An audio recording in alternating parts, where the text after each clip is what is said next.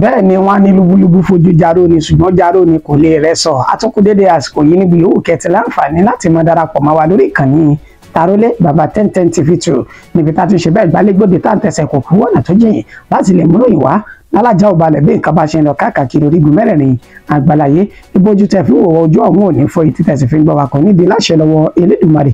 Ìròyìn fún tàsìkò yìí òun náà làyàn fẹ́ tó ti ṣe bẹ́ẹ̀ gbálégbòde tó mú aṣojú mọ́ màwòrán àti tí gbọ̀nyìn kókó oníròyìn ńkọ́ ẹ jẹ́ ń gbé yẹ̀wò ṣáájú ẹ̀kúnrẹ́rẹ́ rẹ̀ báyìí. Ìran ńlá ni pé Peter Obi ti fọwọ́ sí i láti di igbákejì Atiku Abubakar nínú ètò ìdíje fún ètò ìdìbò ọdún 2027. Àwọn Obidient náà sọ èyí di mímọ̀. Igbákejì abẹnugan ilé ìgbìmọ̀ asòfin tẹ́lẹ̀ ti ìpínlẹ̀ Enugu ló mà ti ṣe bẹ́ẹ̀ kọ̀wé fi ẹgbẹ́ òṣèlú PDP sílẹ̀ o. Ó ní ẹgbẹ́ náà ló kún fún àwọn ẹlẹ́tàn ènìyàn. Èmi pẹ̀lú ààrẹ Bọ́lá Ahmed Tinubu ò níjà rárá o, ìṣèjọba burúkú ni mò ń bá níjà. Peter Obi òun ló sọ èyí di mímọ̀. Àwọn agbébọn ya wọ iléeṣẹ́ rédíò ìpínlẹ̀ Bayelsa wọ́n sì jí irinṣẹ́ olówó iyebíye wọ́n jí gbé sá lọ. Bẹ́ẹ̀ ni tàwọn báńdíìtì náà tún ti ṣe bẹ́ẹ̀ ṣekú pa ènìyàn tí kò dín ní 19 wọ́n jí ọ̀pọ̀ gbé lọ ní ìpínlẹ̀ Katsina. Nínú ìlú ẹni tó jẹ́ igbákejì gómìnà ìpínlẹ̀ Sokoto òun eléyìí ti ṣẹlẹ̀ o, ọ̀gọ̀rọ̀ ènìyàn náà ti ṣe bẹ́ẹ̀ tán ti jí gbé lọ báyìí láì tí mọ iye òǹkà àwọn ènìyàn náà. Ẹ jẹ́ ń darí ètò sí ìpínlẹ̀ Delta níbi tí iléeṣẹ́ ọlọ́pàá ìpínlẹ̀ náà ta ti fi ọwọ́ òfin gbé ògbólógbòó ají ẹ̀rọ ìbánisọ̀rọ̀ tán ti fọwọ́ òfin mú báyìí. Ìròyìn ọ̀hún rèé lẹ́kùnrẹ́rẹ́. Ìrọ̀ ńlá ni pé Peter Obi ti fọwọ́ sí i láti di igbákejì Atiku Abubakar nínú ètò ìdíje ipò ààrẹ lọ́dún 2027. Àwọn Obidient náà fèsì padà.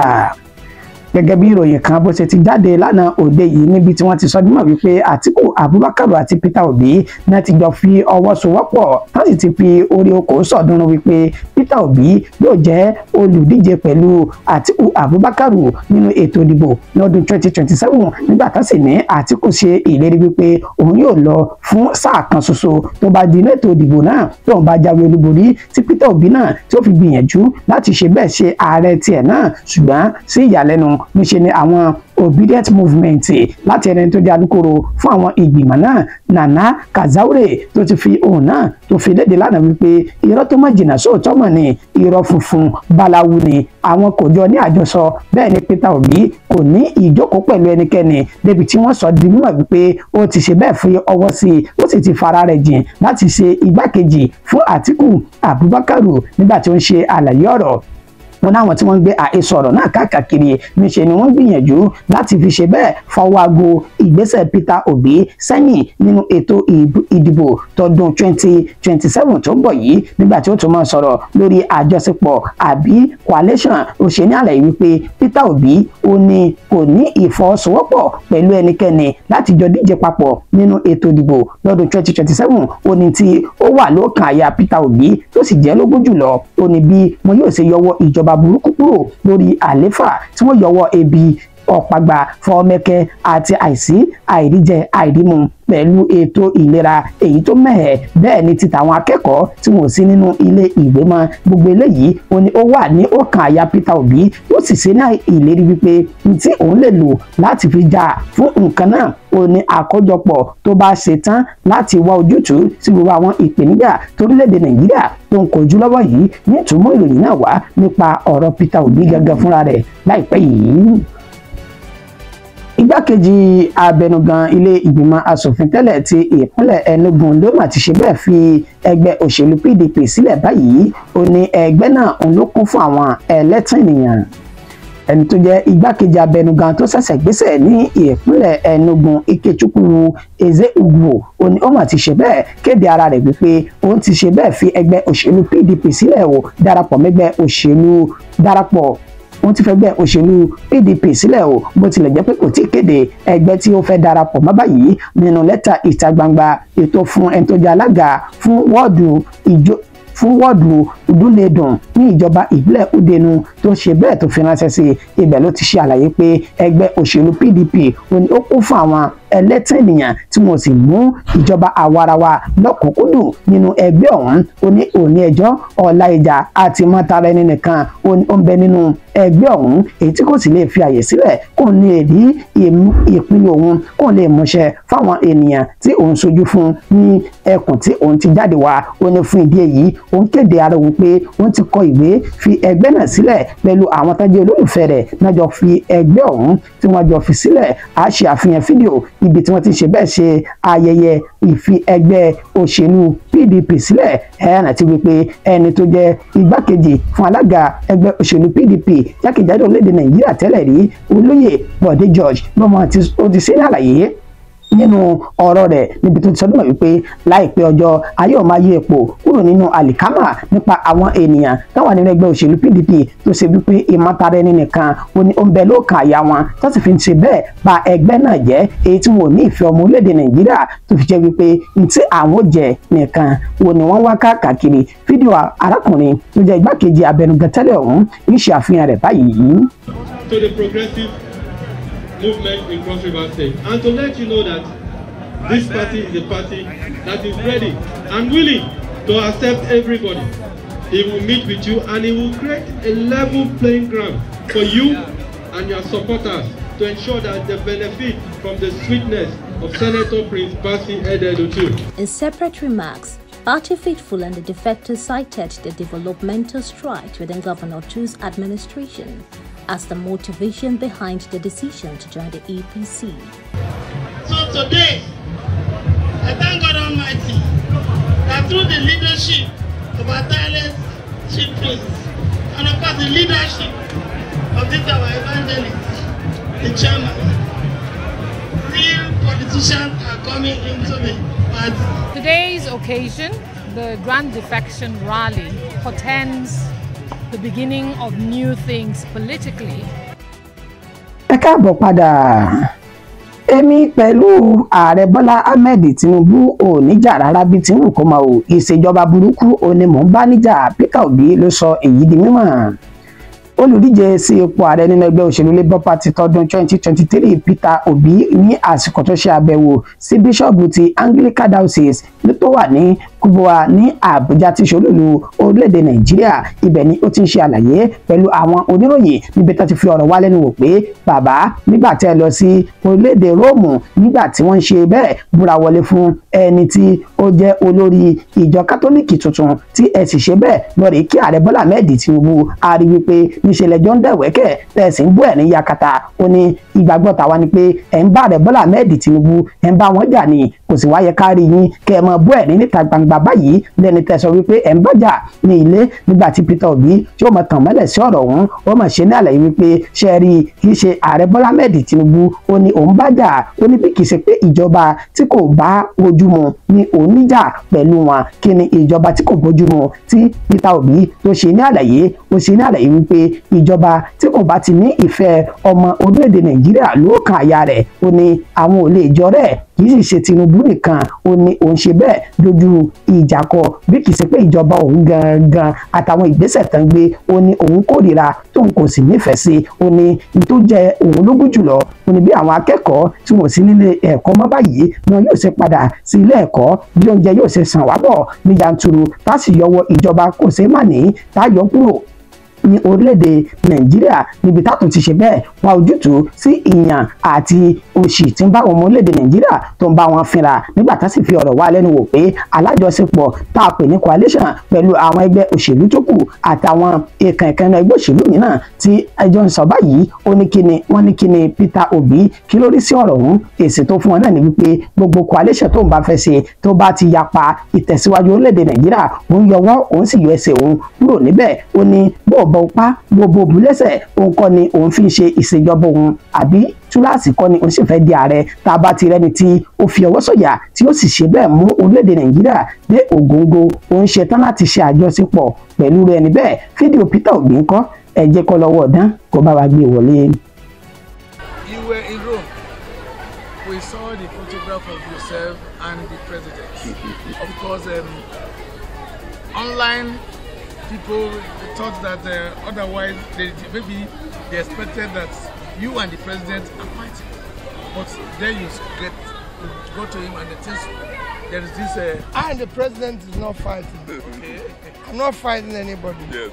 My fight is against bad governance, against hunger, against poverty, against out-of-school children, against people not having health services.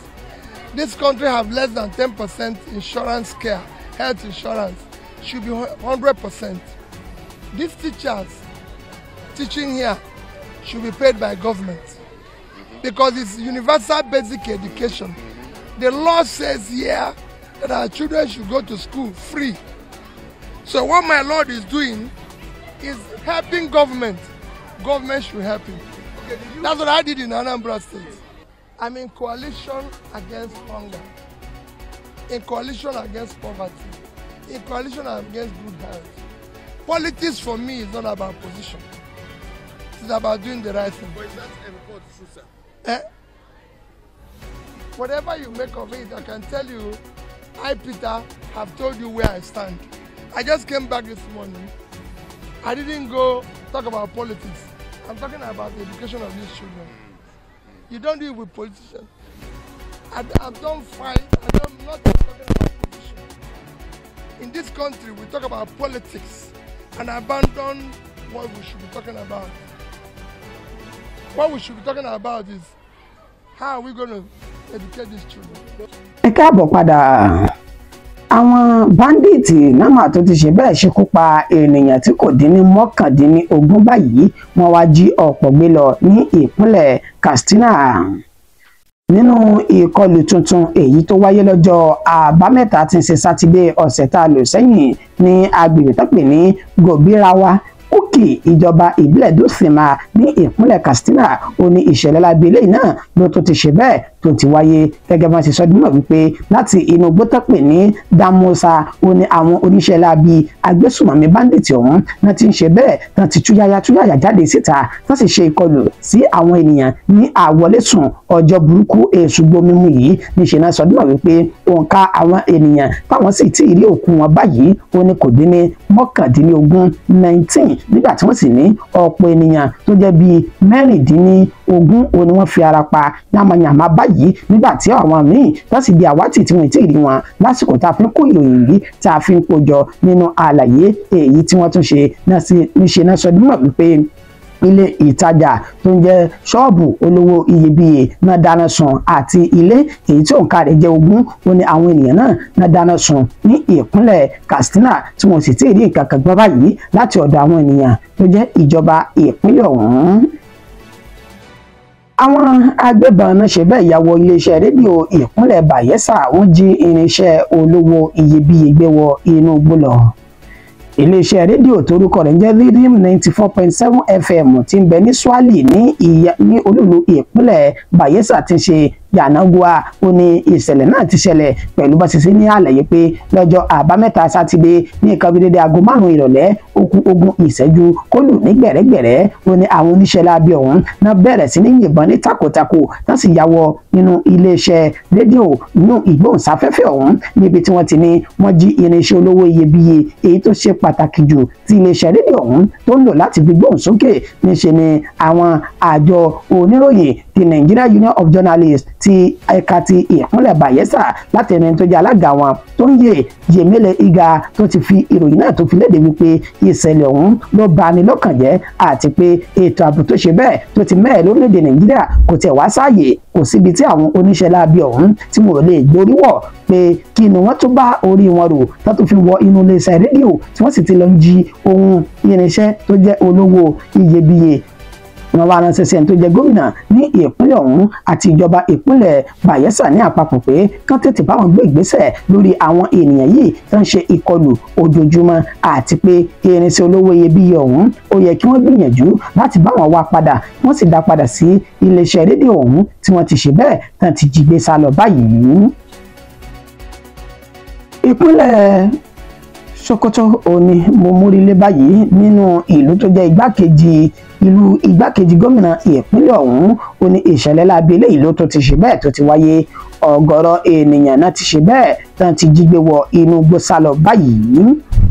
Inú igbákejì gómìnà ìpínlẹ̀ Sokoto Muhammadu Idris ó ní wọ́n mà ṣe bẹ́ẹ̀ tí wọ́n ya wọ ètí orúkọ ìlú náà jẹ́ Gari Indi ní ìjọba ìbílẹ̀ Sábòbìrì ní ó ní ògbóǹtarìgì agbésùmọ̀mí aṣekúpani báńdíìtì tán pé orúkọ rẹ̀ ní Kàlámù Búzù ó ní wọ́n ní ó ṣe bẹ́ẹ̀ ó gbóríwọ̀ níbi tó ti jí ọ̀pọ̀lọpọ̀ àwọn ènìyàn tó ti jí wọn gbé wọ inú igbó sálọ báyìí. Ìlú igbákejì gómìnà ọ̀hún ó ní wọ́n ṣe ní àlàyé wípé ìníkọ́ ànákọ́ ó ní wọ́n ti ń ṣe bẹ́ẹ̀ dá omi àlàáfíà ìlú náà rú nígbà tó sì jẹ́ wípé igbákejì gómìnà tó wà ní orí àléfà kò tí ì rí ojútùú sí ìṣẹ̀lẹ̀ náà, bẹ́ẹ̀ ni kò tí ì wá nǹkan kan ṣe sí ọ̀rọ̀ ìpànìyàn, ìjínigbé àti ìbádùkì ẹni jẹ́ èyí tó ń ṣe bẹ́ẹ̀ fi ojoojúmọ́ tó fi ń wáyé nínú àlàyé tí Bakafin tó ṣe sójú òpó ayélujára X rẹ̀. Níbẹ̀ ló ti ṣe ní àlàyé wípé gómìnà ní ìpínlẹ̀ Sokoto àti igbákejì rẹ̀ ó ní wọ́n ti sùn lé ọrùn lórí ètò ààbò àwọn ènìyàn wọn èyí tó ti mẹ́hẹ̀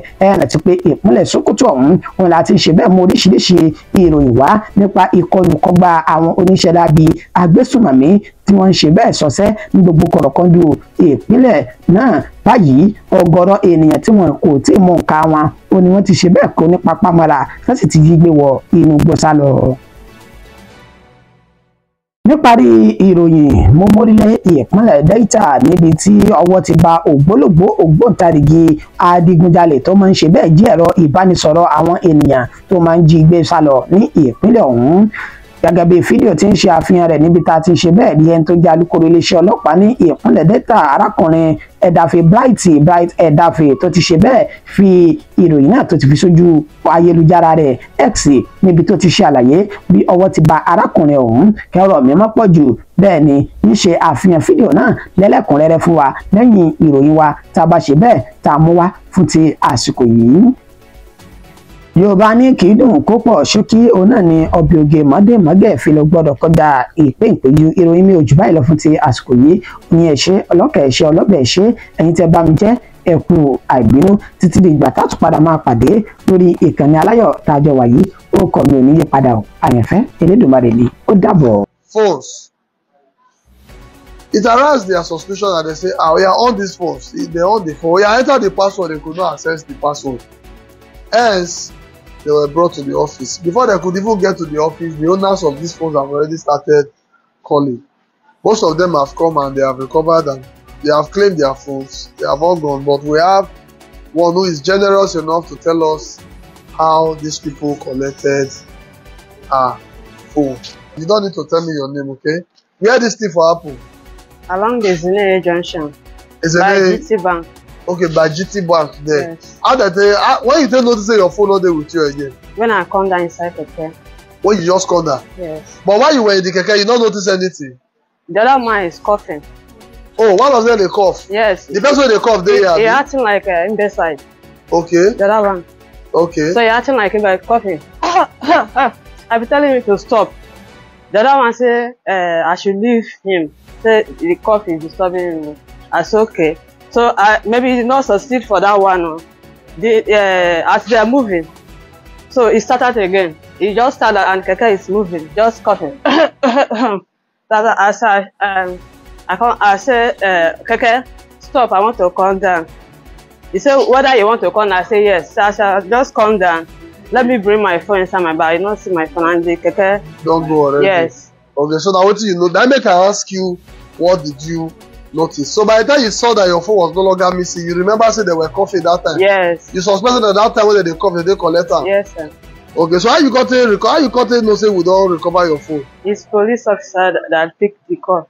Okay, you were calling the phone, police come pick up. Yes. So then you come headquarters. Yes. Now when they don't help you see the phone, so if you see the police stop, if you take Keke, police stop people, they search them, you will understand why they search them now. It's good. It's good. Yes. I better repeat another year. It's good to search. But that one sweet me. Yes, I'm glad that you have noticed that it is good. You are the chairman now. Chairman, what will be your name?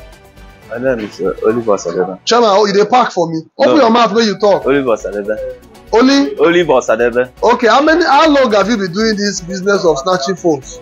I've been doing it before I went to South Africa. When you take go South Africa? 2021. When you take come back? 2023. 2023. Okay, so as you come back, you started again. As I come back, I have an accident on 20 November. And that's where you get accident. As you come back, you start the business again. Yes, but it's not from that. How did they recover these phones from the hand? This police stopped the keke man. Okay. They searched me. He didn't say anything. They searched. They call search the keke man. Yes. Now they call say how many phones? 7 phones. 7 phones. Okay. So when police don't recover the phones now, so you don't understand. Say when police they don't play, they play. Now work, they work. That's so now. Now so now, correct. Okay, when you start this work? That day. That day, and I admit you. Congratulations. It's good now. At least you're seeing not too many. And just small thing you don't see before they catch you. Unlike your master, whether they do for the past 5 years. So that is it. Like I've always said, if you see police performing stop and search, if you see that they open bag, they search the bag, they know what they are doing. They are not looking for trouble. They are not making life difficult for anybody. It's because of reports like this. 7 phones.